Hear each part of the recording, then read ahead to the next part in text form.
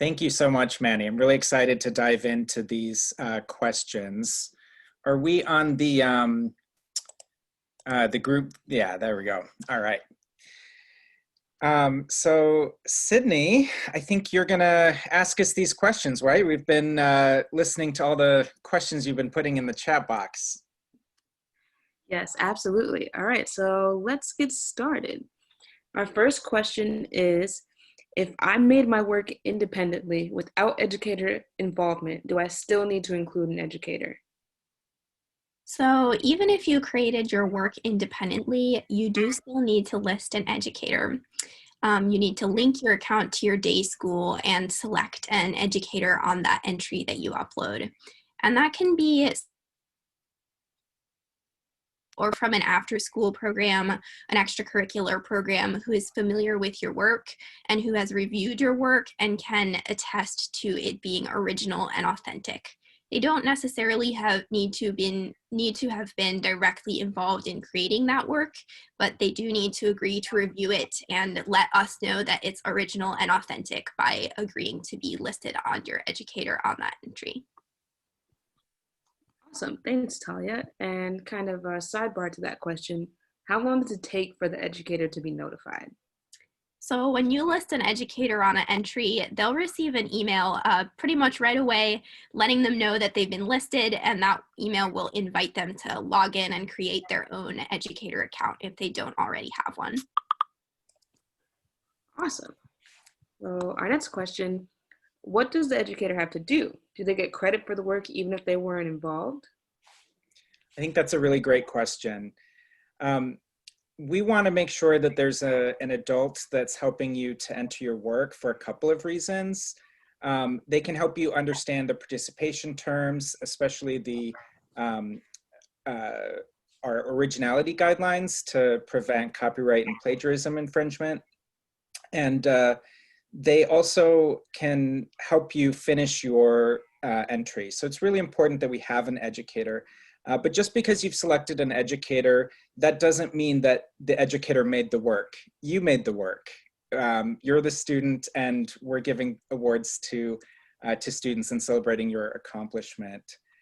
So just because you're listing an educator, it doesn't mean that you made that work with the educator or that the educator is getting credit for the work itself. We do have opportunities, however, and awards for educators.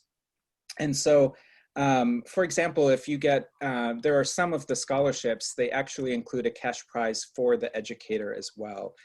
So this is really a great opportunity to help to celebrate your educator as well. And do the educators make the payment for students? So they can, they're not required to. The payment can be completed through your own student account without your educator being involved, or your educator can complete that for you through their educator account. Awesome. Alrighty, next question. If you created an account with the school email, can you change it? Yes, absolutely. You're welcome to change the email that you use to log in. You can do this by logging in, editing your profile, and then there's a section at the bottom of your edit profile screen where you can change your email and your password. So feel free to set that to an email where you can receive communications is ideal. And does it have to be a school account? It does not have to. It is completely up to you. You can choose any email address, although again, we do recommend that you choose an address where you're able to easily access it, because we will be sending you information about the awards through that email. Awesome. Now, how do you sign the forms electronically? How do we send the forms in digitally? Great question. So we know that a lot of you don't have a printer. I don't have a printer, but you can still enter your work. You can still have your parents sign your form. We actually put up a blog post, and we're going to drop it into the chat, where we have some instructions on different ways. There's actually lots of different ways to have a parent sign the form with you without a printer. You could, if you did have a printer, you could also take a picture. You don't need to have a scanner and upload it that way. But there are different software programs and free tools, Adobe tools, different tools depending on whether you're on a Mac or a PC to help you sign your form. Awesome, thank you, Daniel. The status of my work is yellow. Is this all right? How do I know when my work is entered? Excellent question. Yes, this is all right. If your statuses are green or yellow, as Manny showed us in the presentation, you should be all set. There are 3 components to completing your entry. That's uploading the actual entry, completing the entry form, and completing your payment. So if those statuses are showing as green or yellow in your account, then you're all good. If they are red, then that means that there's still an action that you need to take. You can check all of those statuses by scrolling down in your student dashboard. There's the big blue button that says See My Submission Forms and Payment Options. And if you click that, you'll be able to view all of the statuses of your uploads, forms, and payments at once and make sure you're not missing anything. Awesome, thank you. What about the confirmation number? How do I know it's complete? Where do you find the confirmation code after paying for its submission? So the payment, the fee, and all of the forms actually go directly to your regional program. And so there's going to be some variation in how your local program accepts the forms and the fees. Some of them accept it in the mail, some of them accept it digitally only. And for the regions that accept digital payment, some of them accept that through PayPal, which you can just use a credit card. You don't need a PayPal account. And others use some kind of other external payment site. So you're just going to want to follow the instructions that are in your dashboard. It's going to walk you through the process. And sometimes if you're making a payment online, either with a credit card through PayPal or through an external site, you may come across a little bug where the website has trouble communicating with the payment site. So if you finish your payment, but it looks like it's not paid, what you can do is check a little box that says you've paid and enter a confirmation number. This is like a receipt number. You'll get an email confirmation when your credit card is charged, and you're just going to want to put that number into the little box where it says there.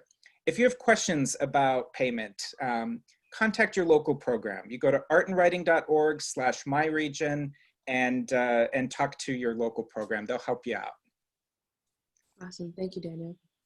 If we paid the interest fee for one submission, but could not afford the rest, a second or third, may we ask for a fee waiver for the additional entries? Is there a limit on fee waivers? It's a great question. So as Manny talked about, if the submission fee poses a barrier to you participating in the awards, we'll waive it when you submit a fee waiver and you won't need to pay the entry fee. So the fee waiver form is something that you find in your online account, as Manny showed on the payment page, and it will cover any of the works that have not yet been paid for. So if you haven't paid for any of your works and you upload your fee waiver, then all of your works will be waived. If you've paid for one of your works and then you have 2 others that you haven't paid for and you upload your fee waiver, then the remaining works will be waived. So if you are not able to afford the fees for any of your works, then be sure to upload your fee waiver before you start making any payments. Awesome. So once the works are uploaded, does that mean the submission process is over? Not quite. After you upload the work is when your entry form will become available. So each entry form has a barcode on it that corresponds to your work, and it's unique to your work, and that's how we make sure that your entry form is connected to your actual entry. So you won't be able to download your entry form until you upload the work. So you'll upload the work, you'll get your form, you'll make sure that it's signed by you and your parent or guardian, then you'll submit your entry form, and then the final step is the payment. Thank you, Talia. Can I keep making edits until the deadline?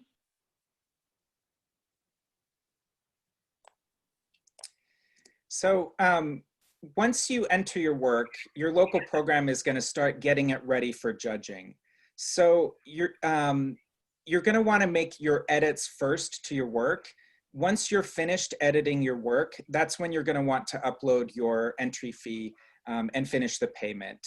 And then once you've done that, it may take a few days, a few weeks, a few hours, but your local program is going to start getting your work ready for judging because it takes a long time to get all of that ready.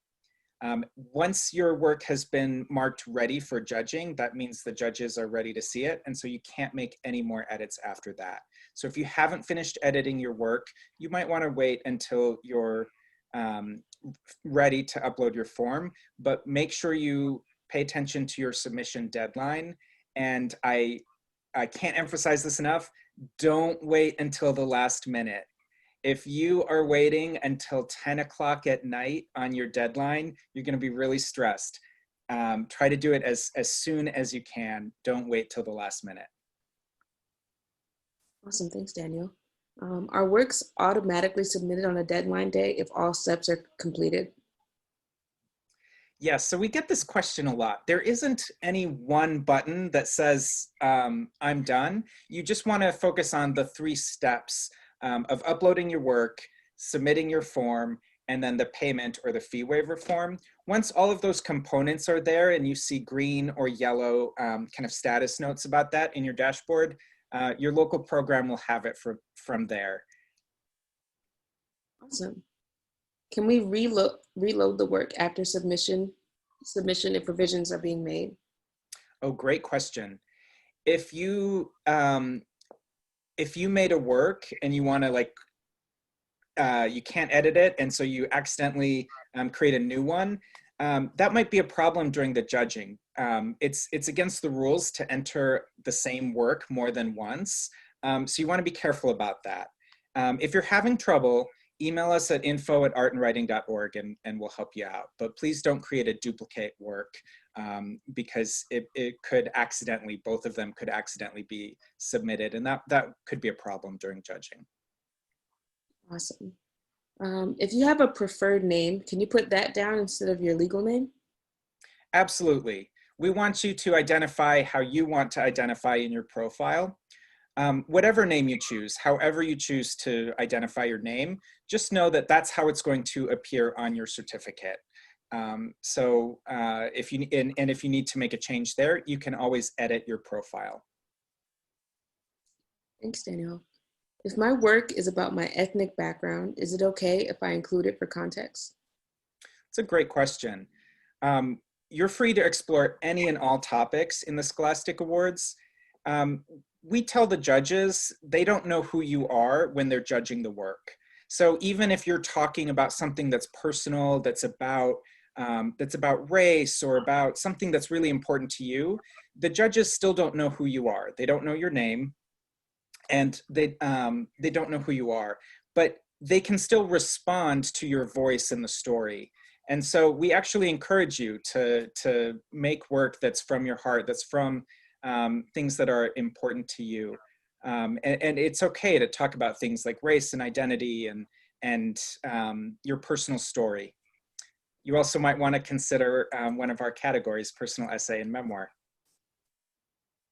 Awesome, thanks, Daniel. What is the difference between the work sources, the source material, and the bibliography/footnote boxes for the critical essay? Which types of sources should go in which? That's a great question. So all of the categories feature the work sources section, and that's where you are going to disclose if your work was inspired by somebody else's work, if you drew on somebody else's work by using quotes, or even by incorporating aspects of somebody else's creation, as long as you're transforming that into an original work. That is something that you can do, but you always want to disclose your sources and make sure that you're citing them. So the work sources section is where you're going to select the box that most accurately represents where you got your inspiration and your sources. So if it's completely from your own ideas and imagination and you didn't draw on any outside sources outside your head, then you can check off the option that indicates just my ideas and imagination. But if you drew on books or magazines, or if you did research on the internet, there are going to be boxes that you can check that indicate those types of sources.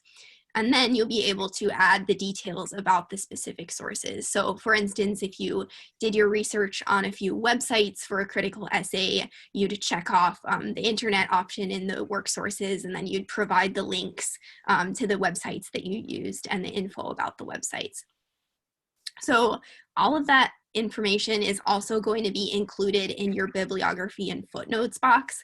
That's not a box that comes up for every category, but it does come up for the critical essay and for journalism as well. And that would typically be like a more formatted version of your sources. So for instance, if you're using a specific style of citations like MLA, the bibliography and footnotes box is where you're gonna put your formatted sources in that MLA style. Again, put all of those sources in both of those boxes, but the bibliography and footnotes is more of what would appear at the end of your essay, say if you were turning it in for a school assignment. Awesome. What is the difference between, what if the ideas are from your imagination or personal experience? Would that need to be cited, and how? So if it's completely from your own imagination and your experiences, then you'll check off that box in the work sources section that says my work is completely from my own imagination and experiences. And when you check that off, you won't be able to enter anything in the sources box because the source is just you. Awesome. What counts as original? Say we use a reference, does that make it less original? This is a great question.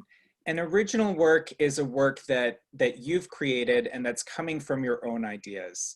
Now, none of us live in a vacuum, so we're all going to be inspired by things that we see and the work around us. So it is important when we do reference work by other artists or writers or things that are kind of out there in the world that we cite them to give credit for them. You wouldn't want somebody to use your work without giving you credit. That's actually a really helpful way to think about it. If you're wondering, can I use this work in a certain way? One way to think about it is, how would I feel if somebody else was using my work like this? But when in doubt, focus on being original and making it new. An original work is something that is new. What can you do to put your spin on it? Sometimes we talk about transforming a source. That it's okay to use other sources as long as you transform them. If you're just translating something else into a new medium, that's not transformative. So if you take a photograph that was by somebody else, for example, maybe it's a picture of a celebrity or a still from a movie, and you just copy it in paint or in pencil, that's not original, that's not transformative. But if you see something that inspires you, a work by Picasso, and you want to change it, to make it your own, to make it different, that might be transformative. There's no formula, there's no magic amount. I can't tell you that it's a certain percentage, like 80%, if you change 80%, that's okay. It doesn't work like that. But you want to make the work new and you want to make it yours. Awesome. So can you submit multiple submissions under the same category? You can submit multiple submissions under the same category. We do have two limits. If you're submitting a portfolio, if you're a senior, you can only submit 2 art portfolios and 2 writing portfolios. And if you're submitting in photography, you can only submit 16 photographs. And it's really important, if you're submitting in photography, pick your best work. And that's what's going to excel in the Scholastic Awards. Awesome. What is the biggest problem judges find in writing? That's a tough question. I don't think there is one biggest problem, but I can tell you what the judges are thinking about when they're reading your work or looking at your art. They're thinking about, is it original? Does it demonstrate technical skill? And does it show the emergence of a personal voice or vision? That's the 3 criteria. It's the same criteria we've been using for almost 100 years. And trust me, we tell the judges over and over, that's what you should be thinking about. You can also actually follow us on Instagram at Art and Writing, and see some advice from jurors. Periodically, we'll post like text excerpts of what they've said or videos. Like, follow us on social media and see what the jurors have to say. What's the word limit for writing pieces? Can my essay be 2 pages? So all of the limits, there's some differences between the categories. When you're entering your work, all of the guidelines will be there, and they'll tell you how many words it can be and things like that. You can also check out the categories page for more kind of guidance on specific category guidelines, and we'll make sure that's dropped into the chat. If you're submitting more than one piece in poetry, does the title need to apply to every poem? So if you're submitting a poetry entry, you have a few options about how many poems are included in that entry. It can be an entry with just 1 poem in it, or it can include up to 5 poems as a collection. So if you submit more than 1 poem within the same entry, it will all be judged together as a collection. So for instance, you might choose to submit a collection of 5 poems as a single entry if all those poems have a theme that goes together and you want them to be judged as a cohesive group. Whereas if you have 5 different poems that are totally different themes and you don't really think they have any relationship to each other, then you might instead choose to enter them as 5 separate entries. So if you are entering a collection of poems, you're welcome to choose a title for that collection that applies to the whole collection at once, something that speaks to the theme of the collection, or you're welcome to just make the title a list of the individual titles of the individual poems within the collection. It's completely up to you and how you want to showcase your work. What should I write as the name of the poem if it's a collection of poems? Again, totally up to you and what you want the judges to see when they look at that collection. So it could have a title that applies to all of the poems, or it could consist of the titles of the individual poems. It's up to how you want to showcase your work. You might like to take a look at our gallery on our website and see some of the past poetry entries to get an idea of how some other students have chosen to title and format their poetry collections in the past, if you're curious. Can you submit 2 pieces of work together if they're related, such as a painting and a poem? Good question. So at the moment, we don't have any categories that would combine art and writing, such as a painting and a poem together. And additionally, the writing categories don't include images as part of them. So in a situation like this, you would probably want to consider entering the works into their individual categories. So you could enter the painting into the painting category and the poem into the poetry category. If you had, for instance, a painting and a poem that went together and you really felt strongly about them being judged together, you could write some lines from the poem around the edges of the painting, but you'll want to keep in mind that it will be judged based on the category that it's submitted into. So even if your painting has some words on it, it's going to be judged by professionals in the area of painting, and it's going to be judged on its merits as a painting. Thank you so much, Talia.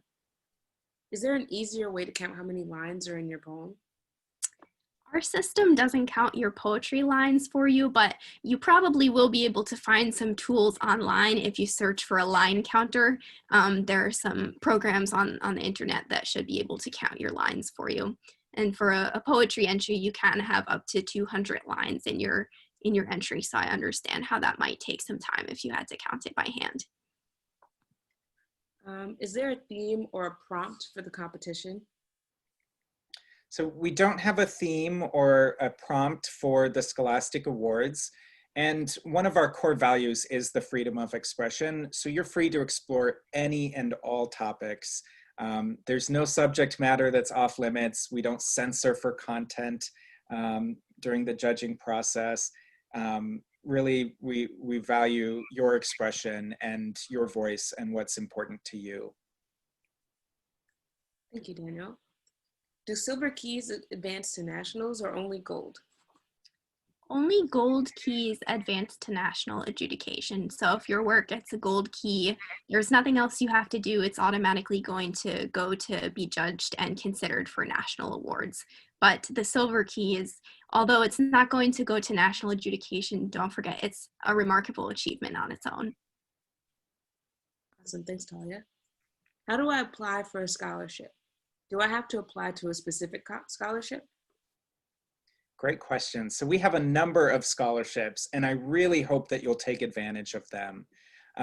You can go to artandwriting.org and read all about many of our different scholarships. Some of our scholarships are on different themes. So even though we don't have a theme for the overall awards, if your work is on a particular theme that coincides with one of these scholarships, you can opt in to apply for it.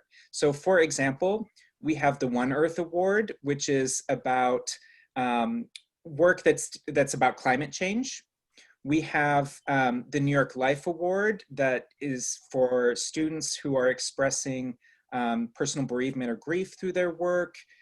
We have the Civic Expression Award if your work is about civics, about social issues, politics, things like that. We have, and then we also have some awards that are more category based. So there's an award for work new this year about science and fiction in honor of Ray Bradbury, who wrote Fahrenheit 451. We have a scholarship award that's for the editorial cartoon category. So if you're doing editorial cartoons, these are cartoons that speak to social or political topics, applied to that category.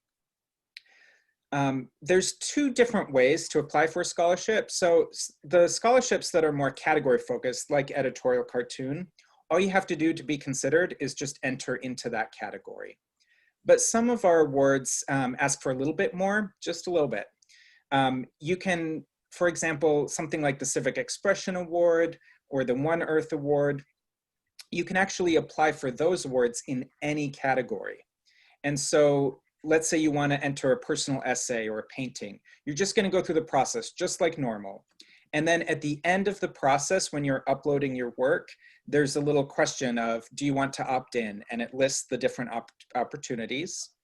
Just read the descriptions of what the opportunities are. And if you think that your work is a good fit, check the box and then write just a couple of sentences, a brief statement about why your work should qualify for this award. And I'll tell you, these personal statements, these little statements there, they do matter. The judges really do take them into consideration.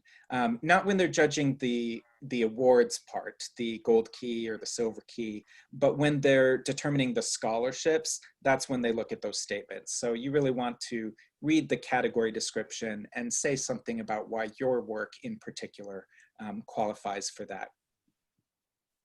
Awesome. So if you have more questions about scholarships, artandwriting.org and go to the scholarships page, a whole bunch of information on there.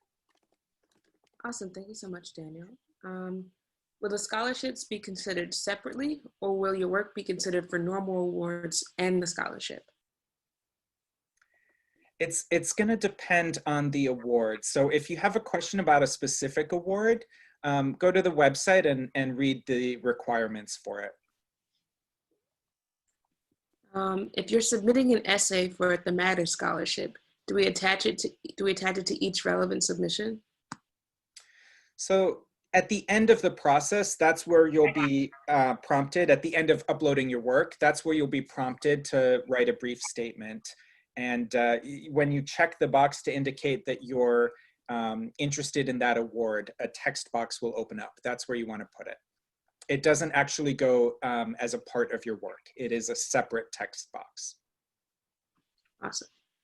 Would a satire, say in the humor section, be eligible for the Civic Expression Award? Absolutely. I would love to read a satire in the humor section that's about civics or something political or social or something like that. Yes, absolutely. For things like the Civic Expression Award, New York Life Award, these can be any category.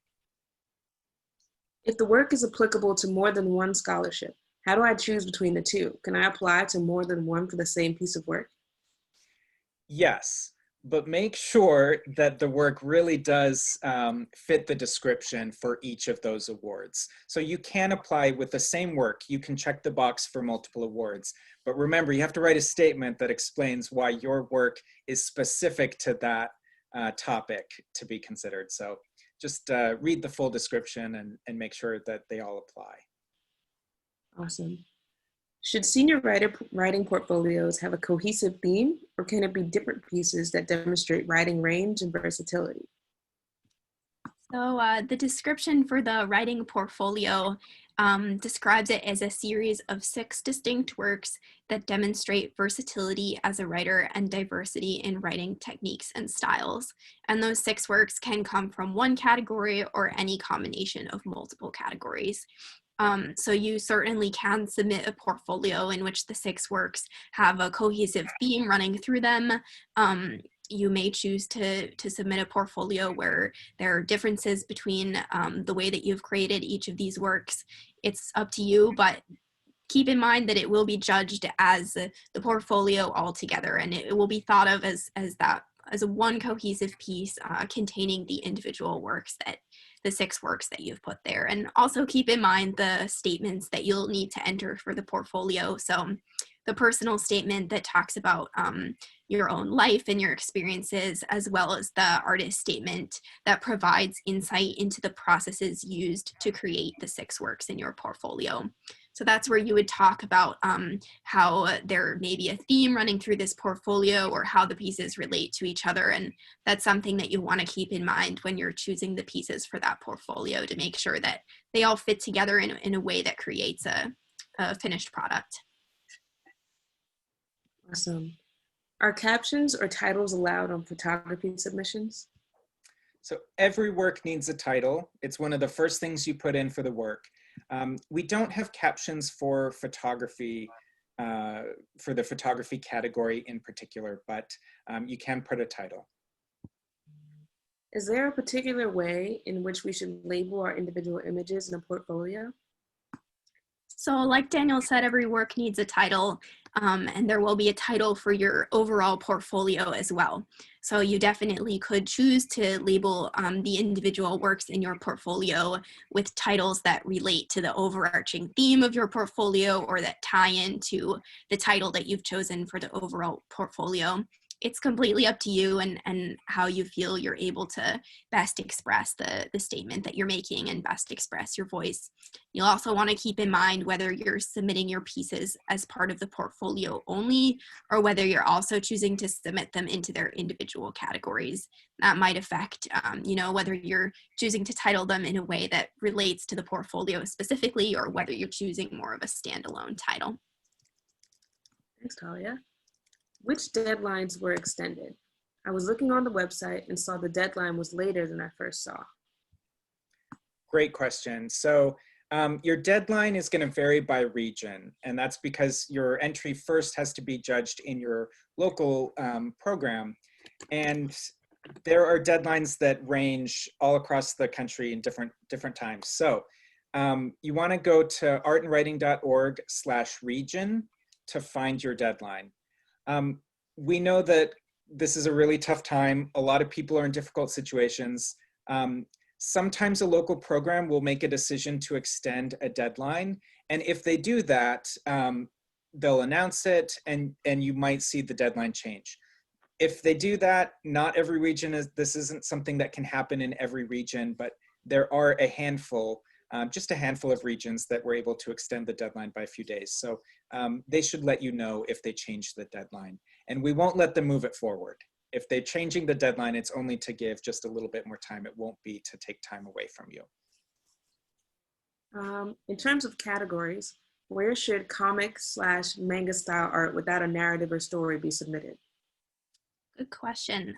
Sometimes it can be difficult to choose the right category because we have our detailed guidelines for the categories, but sometimes it's true that a work could fit in more than one category. And when that's true, we encourage you to review the category descriptions and look at works that are in our gallery that have won awards in past years to get an idea of what kind of work is submitted into each of those categories. For this particular case, you might, if it doesn't have a narrative sequence, it's true that you likely would not want to submit it into the comic art category, but it could definitely be appropriate for drawing and illustration or digital art, depending on the medium that you used to create this work. So we'd encourage you to check out the category descriptions and choose the category that you feel is best representative of your work and allows you to show it off the best. Also in relation to categories, what does the size on the photography submission refer to?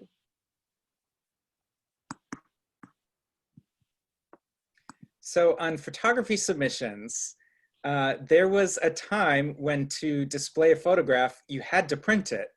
And so the dimensions actually refer to the printing dimensions. Now we know with digital photography, you might be entering a photograph you've never printed.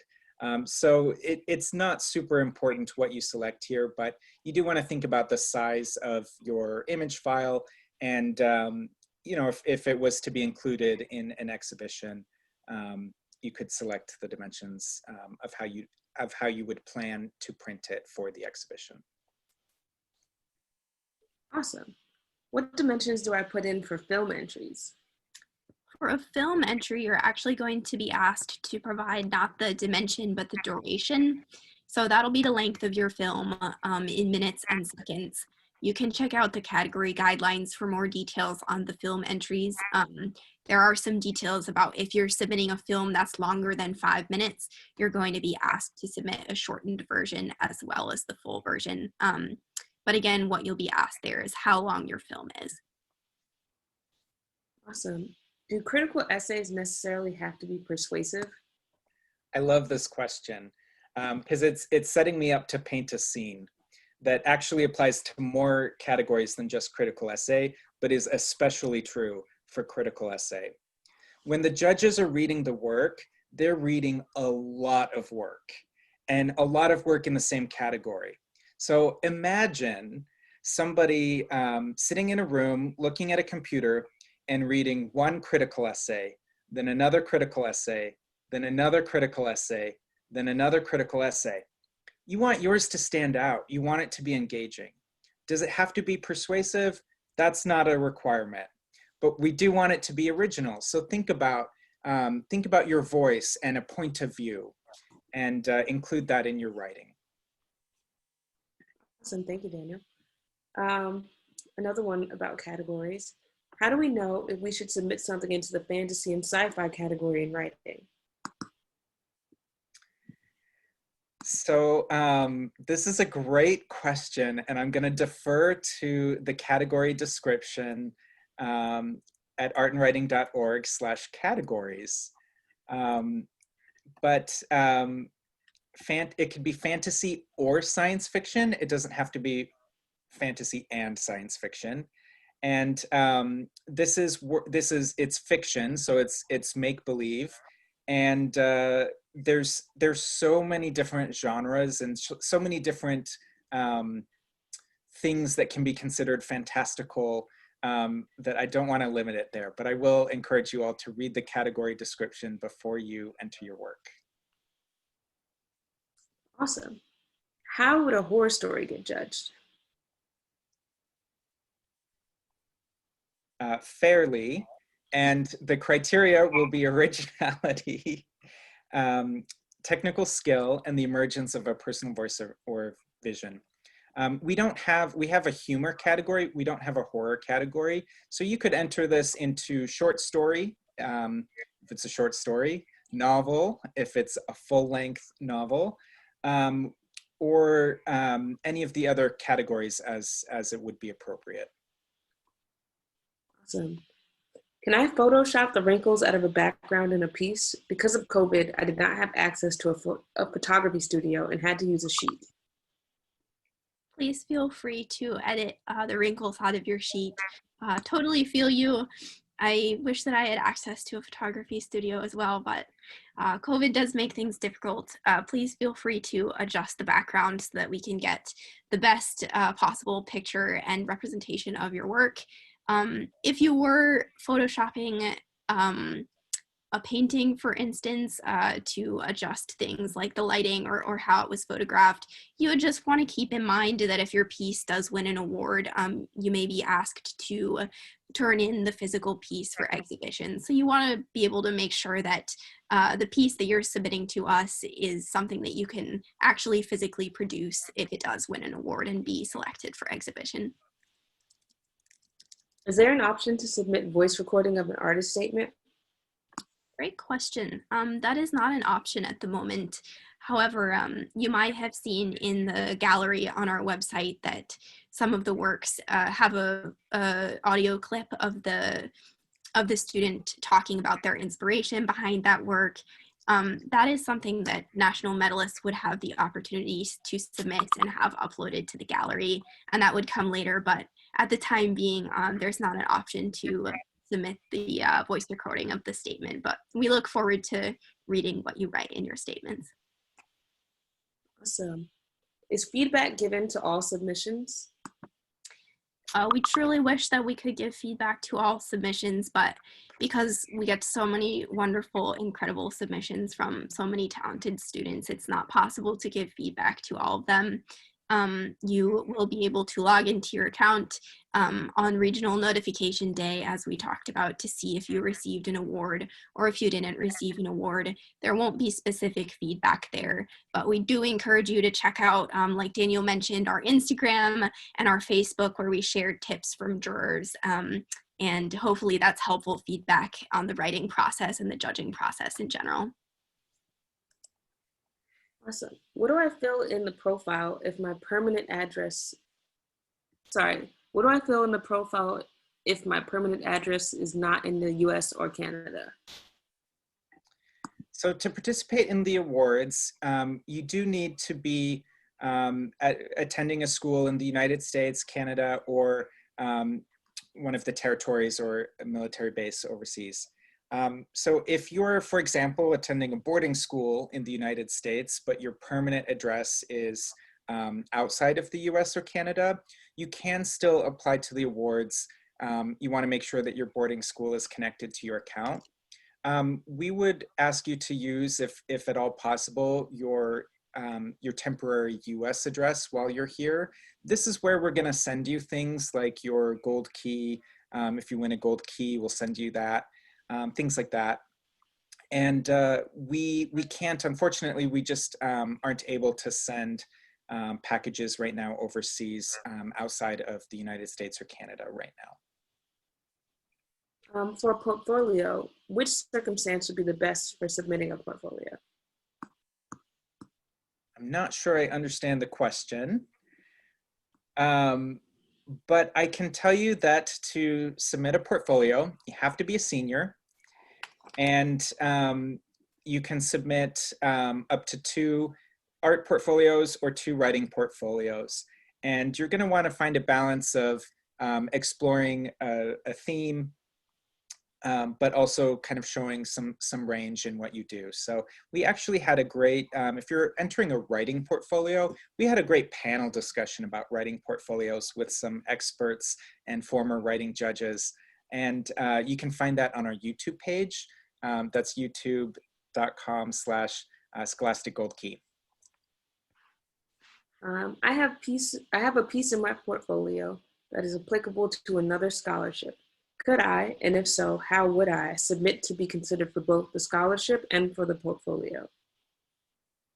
This is a really great question. So the default, when you create a new work, the default, what we assume is that you're entering that as an individual work. But sometimes you might upload a work and you actually want it to only be in your portfolio.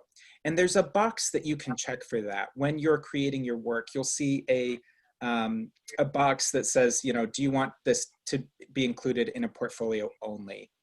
If you check that box, then it won't be entered as an individual. But our default assumption is when you make a new work, we assume you're entering it individually.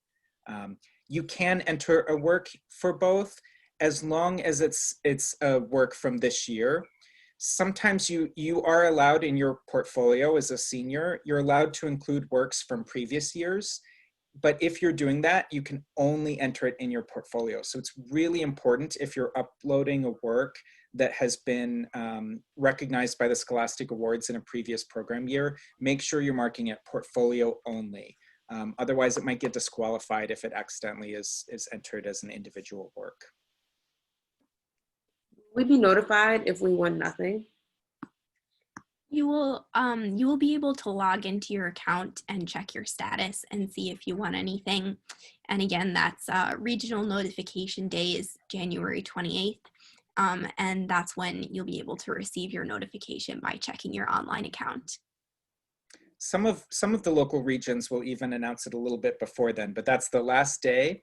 And something new that we're doing this year is there's going to be a certificate for all of the students that participated. So even if you didn't receive an award, it's still a big accomplishment just to share your work with us, to share your work with the judges. And we're so pleased about that and proud of you for that. So there will be a certificate of participation to show that you were part of the program. When will the winners of the different regions be announced? So like Daniel mentioned, some regions might announce their regional awards before January 28th. That's going to vary depending on your region, and you can get the information on that by going to that My Region page on our website. And your region might make your announcement by posting something on their website or by sending something out. So check their webpage and they should have the information about how they're going to notify you. They could begin notifying you a little bit before January 28th, but everybody will be able to check their status by that day. Awesome. Are personal statements allowed to have identities such as gender or sexuality included in them? So the personal statement for the portfolio is not going to be viewed by our judges. It may be viewed by the scholarship committee if your portfolio goes on to the national round of judging. So it would be okay to include identifying information in that personal statement.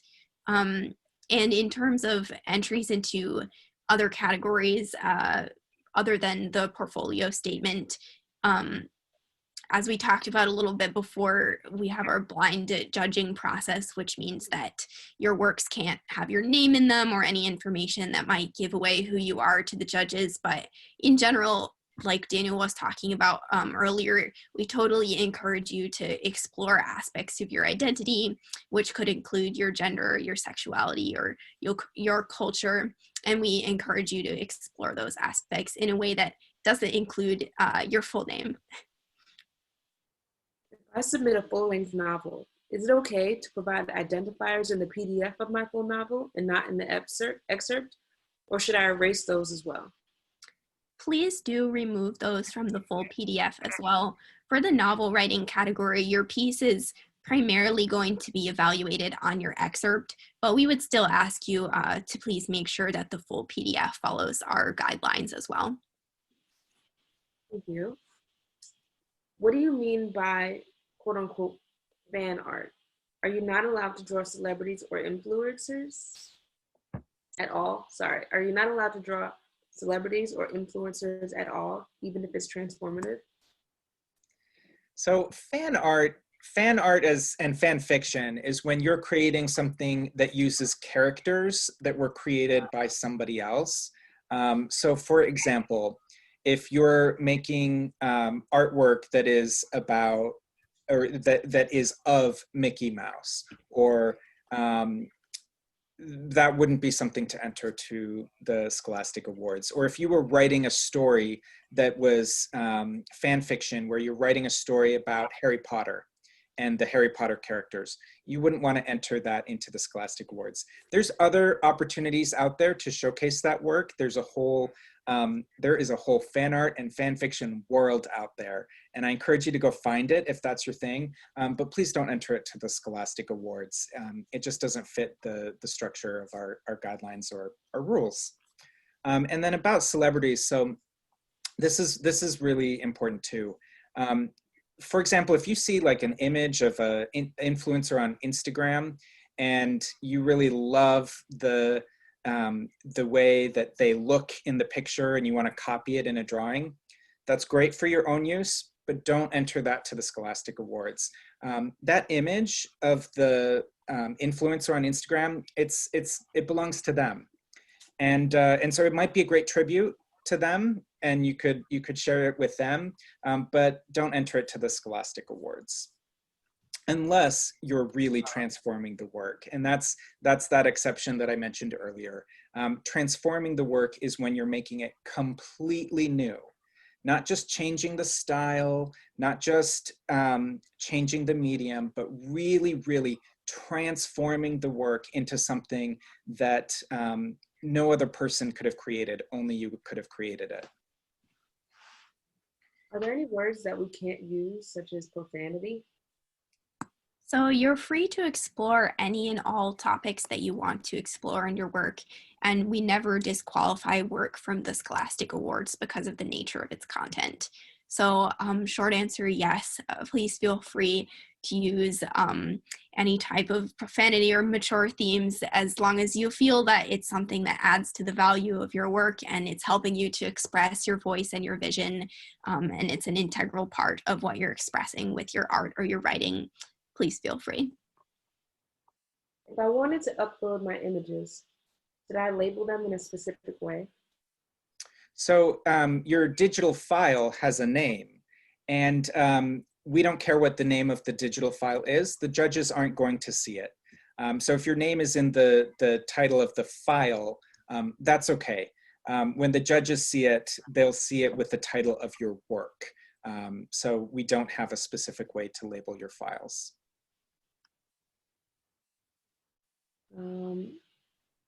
I'm not allowed to write my personal name in my work, but am I allowed to write a famous person's name? Yes, that's okay.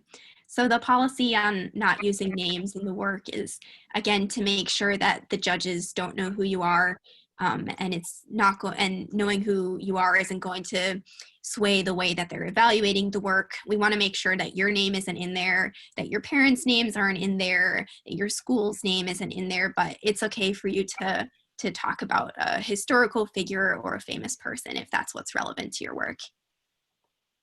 Can I submit a work that is 1 or 2 years old? You can submit old work. So for example, usually this would be work that maybe you did in the springtime or at the end of the last semester, but that you weren't able to submit yet. You can submit old work, yes. As long as you haven't entered it to the Scholastic Awards before. So if you've entered something to the Scholastic Awards last year, it didn't win an award, or maybe it did win an award, you can't enter it again unless you significantly transform the work again so that it becomes a new work, or unless it's being included in a portfolio if you're a senior, and then you want to make sure it's marked as for a portfolio only. If a work has been previously published, but it's your work, you may want to just give us a heads up in the citations. So when you're citing your sources in the work, we put work, especially with, for example, writing, but also art, actually. We're running the work through different checks to find out, to make sure it's not plagiarized. So if there is something that's very similar out there on the internet, we're trying to find that. So if you give us a heads up that we're finding it on the internet because you published it there, it's on your blog, or it was published in a literary journal, you can just give a little bit of a heads up about the citation. That will just help us so that if we find that, we'll know that it's still your work and that you didn't copy some other person on the internet. Can I take a picture of my art to submit with, for example, a desk shown, or do I have to scan it? We don't require you to scan it. And also we totally understand that you may not have a photography studio or an art studio that you can photograph your work in right now, particularly if you're not in school. So you can take a photo of your work or a scan of it, whatever you feel allows you to get the best representation of your work. We do want it to be a high quality image at a high resolution, and something that is clear and sharp and that the judges are able to view well and really get a clear idea of the work that you're submitting. It's okay if there's some desk in the background, but do try to take, you know, as high quality of a photo as you can, and something that is going to give the judges the right idea of what you've created. What do I do when I have more sources than the 3,000 characters allowed in the bibliography box? So if your footnotes or bibliography is not fitting in the bibliography box, we might encourage you to shorten the way that you're presenting your citations. So again, we don't require you to use a specific citation style. So we might encourage you to use a shortened version of the citations the second time that you're referencing the same article. For instance, if your first footnote is a super long article name, the second time you reference that, you could call it by a shortened version of that name. Or for instance, if you've included links in your work sources section, then maybe you remove those links in the bibliography. So hopefully you'll be able to trim your bibliography and footnotes down a little bit by adjusting the style. From our perspective, it's most important just that we can understand what your sources are, and we can understand where those sources are being referred to within your work, what data comes from where, what references come from where, and beyond that, you can use whatever style you want. So hopefully that'll help you shorten it. What types of digital payments are available, or is it just the one, PayPal? So the type of payment that's accepted for your local region is going to vary depending on where you are in the world and what your region is. Some regions do only accept payment through PayPal. You don't need a PayPal account. You can pay with a credit card, but it just goes through the PayPal platform. Some regions will not use PayPal. They'll use a different site. So they might have their own payment collection site, and what we call an external payment site. And there are some regions that actually can't accept an electronic payment, and they really need a check. Although, especially because of COVID, most regions do accept some form of online payment. If you need help with payments, talk to your local program, your regional program. You can go to the website and contact them there. Awesome. What happens when your school is paying the fee for you?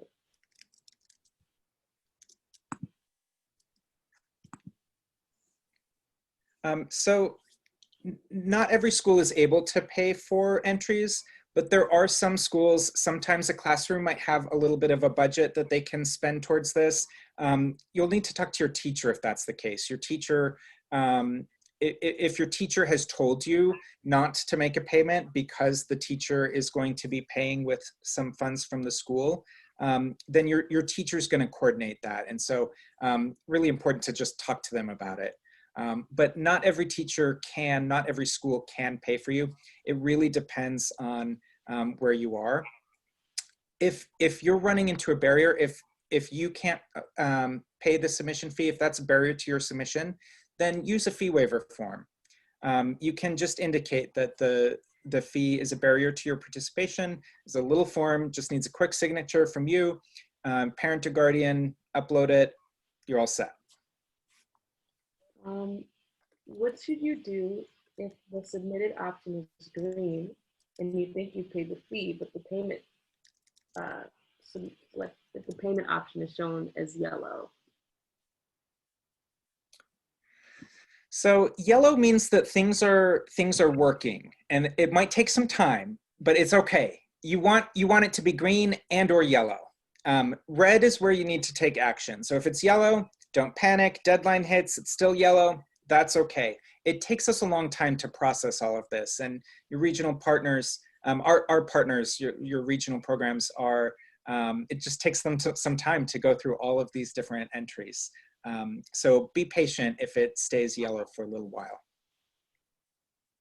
Is it possible for one work to win multiple scholarships or awards, or multiple works in one category to receive multiple scholarships or awards?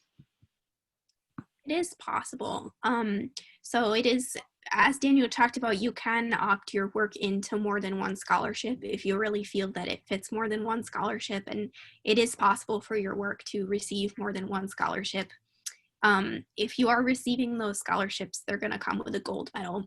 And you wouldn't receive like a silver medal and a gold medal on one work. It'll just be the one medal color, but you could receive multiple scholarships, and that scholarship would be in addition to the medal that you're getting. I need help picking a category. Help. We get a lot of questions about categories. Is my work this category or is it that category? And we can't look at your work in advance and answer that question for you. We need you to decide. And the way to do it is to go to the website and read the category descriptions and just make your best, do your best to decide which of the categories best fits your work. We know that some works are outside of the box. We love works that are outside of the box. So it's okay. It might not be a perfect fit. Do your best to pick the best fit. If I wrote something for a class in school that I really love, can I turn that piece in? Absolutely. Yes, please feel free. There are no restrictions about whether you need to have created that work at school or at home or at an after-school program. If you've created something that you love for school, then that might even make it a little bit easier for you to choose which educator should be designated on your work. So yes. When is it better to submit multiple poems together as a collection, and when to submit them as individual pieces? So you'll want to think about whether you want your poems to be judged together or separately. When the judges are looking at your work, they're not going to know that if you have 3 entries, they're not going to know that those 3 entries were created by the same person. And they're not going to know that those works have anything to do with each other. So if you have 3 poems and you submit them as separate entries, the judges aren't going to know that those came from you, and they're not going to have any idea that, that there was any theme running through those 3 poems that pulls them together. So if you have poems that you feel like, I want the judges to look at all 3 of these in combination with each other and they make sense with each other, and I don't want them to be seen alone without the other poems in the collection, then that would be a good time to choose the collection. If you think your poem stands on its own and you don't want it to be looked at with any other poems included, then you would want to just submit the individual poem, just one in the entry. Awesome. When I submit my work, what are the keywords/tags on my work for? That's a great question. So when you're tagging your work, you're picking keywords or themes that are in your work. The judges don't see this. It is not for the judges. It's not going to impact whether or not you receive an award. So first of all, don't stress about it. It's actually for posterity.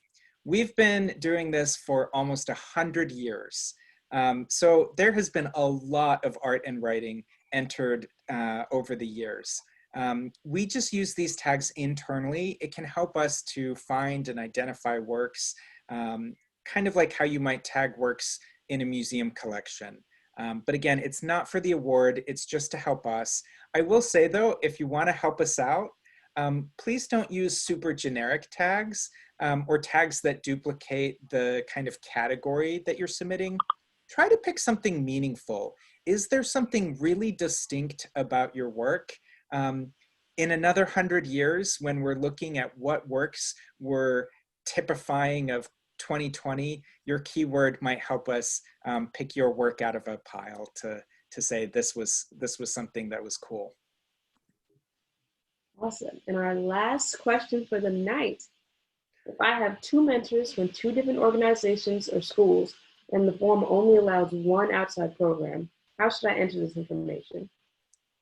Yeah, so if you have educators from 2 different schools, you can link to both of them. What's important is that at the end of your submission process, you are linked to the school that you actually attend. But that doesn't mean that you can't link from an educator from a school that you used to attend, or maybe you work from a teacher with a different school, even though you don't go there. So if you want to connect to an educator from a different day school, what you would want to do is connect your account to the school where they teach, then add your entry, then connect to that educator, and then go back and change your profile so that you're connected to your current school. And it's also true that you can only be connected to one out of school program, or we call it an other educational program, or an OEP. You can only be connected to one OEP at once. Well, we know that you might attend multiple OEPs and have educators from multiple OEPs, so it would be the same process there. You can connect your account to an OEP, add educators from that OEP, switch to the next one, add educators from that one, and so on. And in terms of choosing like what OEP you're linked to at the end, it matters less than your school. If you win an award, we're going to highlight your school and your name and your grade and your educator when we showcase your work in the publication, in any publications and exhibitions. We're not going to necessarily list the OEP, but we will list the educator from the OEP. So basically you don't have to stress too much about which OEP your profile is attached to at the end. And we know this is a little bit confusing to deal with in your account. So if you have any troubles with it, just let us know, send us an email, and we'll be happy to help. That's great. I just want to say this, that we've been recording this and we're going to share it with you. Thank you to those of you who have stayed with us this whole time. It looks like we've answered almost 200 questions in the Q&A. We're going to send you a follow-up email that will include a recording of this. It may take us just a hot second to get it all ready. So if you have a question in the meantime, go to artandwriting.org. You can contact us there. There's a form that you can fill out to send us a message. And we also have a frequently asked questions section on the website with a lot of the questions that you've asked here today. And we have a great YouTube channel with a lot of different videos talking about different parts of the process. So that's another great place where you can check it out. But yes, we've recorded this. We're going to share it with you. And thank you so much for joining us. We really can't wait to see what art and writing you enter to the Scholastic Awards. We cannot wait to see it. So thank you and good luck. Thank you. Thank you. Good luck, everyone.